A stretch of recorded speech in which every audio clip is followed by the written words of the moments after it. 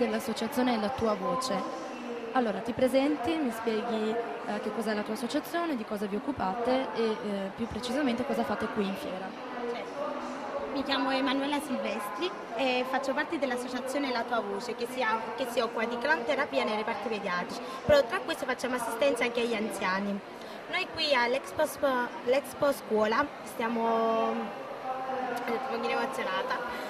Stiamo comunque facendo una raccolta fondi perché nella prossima settimana saremo qui negli ospedali pediatrici di Padova e quindi con questi soldi cercheremo comunque di comprare qualcosa che comunque serve in ospedale, che sia giocattoli, uno schermo a plasma, comunque quello che serve in ospedale.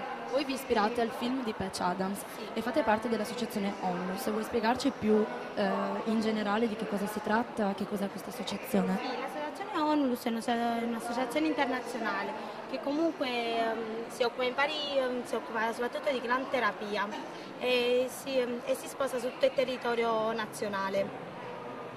Infatti fino adesso ci siamo spinti molto oltre, nonostante la nostra associazione sia molto giovane, infatti ha 2 anni, è piccolissima, è appena nata, infatti però comunque già abbiamo molti conoscenti e comunque ci conoscono. Complimenti per il vostro operato, grazie di essere stata con noi, buon lavoro.